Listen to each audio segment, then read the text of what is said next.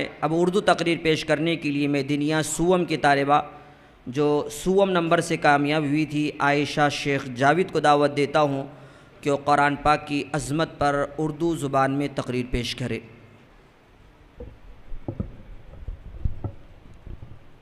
अल्हम्दुलिल्लाहि रब्बिल आलमीन वस्सलातु वस्सलाम अला सय्यिदिल अंबियाइ वल मुरसलीन मुहम्मदिन व अला आलिहि व सहबिहि अजमईन, अम्मा बाद, फ़अऊज़ु बिल्लाहि मिनश शैतानिर रजीम, बिस्मिल्लाहिर रहमानिर रहीम, कुल बिफ़ज़लिल्लाहि व बिरहमतिही फ़बिज़ालिका फ़ल्यफ़रहू हुआ खैरुम मिम्मा यजमऊन।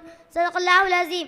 तेरे ज़मीर पर जब तक ना हो नुज़ूले किताब, तेरे ज़मीर पर जब तक ना हो नुज़ूले किताब, गिरा कोशाए नाराज़ी नसाई बेकशाफ।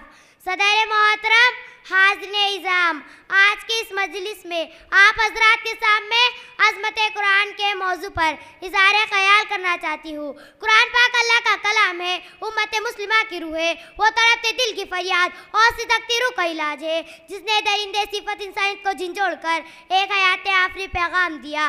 जुल्म और बर्बादी खूनी दलदल में फंसे हुए इंसानों को अमन इंसाफ अता किया। हज़रात, ताज्जुब यह है कि उसने हैरत अंगेज़ कारनामा सिर्फ 23 बरस के अरसे में पेश कर दिया।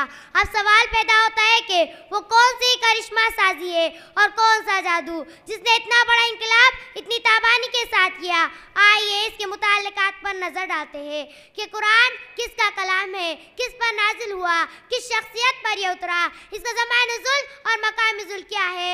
कुरान उस वाजिबुल वजूद का कलाम है जो तमाम सिफतों का मालिया का जाम है, जो बादशाह का बादशाह, हाकिमों का हाकिम और आका का आका है, अज़ल से अबद तक जिसका सिक्का जारी है, जिसकी इजाज़त के बगैर दरख्त का कोई पत्ता नहीं हिल सकता।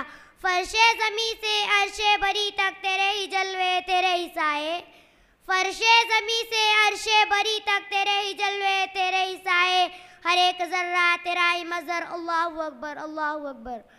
ज़र्रे को चाहे खुर्शीद कर दे, सेहरा को चाहे गुलजार कर दे, ज़र्रे को चाहे खुर्शीद कर दे, सेहरा को चाहे गुलजार कर दे, सबे कतरा तो है समंदर। अल्लाहु अकबर, अल्लाहु अकबर। और फिर एक कलाम नाजिल हुआ हज़रत जिब्राइल अलैहिस्सलाम के वास्ते, जिनके बारे में आता है कि वो सईद ज़मीन व आसमान की तख्लीकी जिसके लिए हुई, जिसमें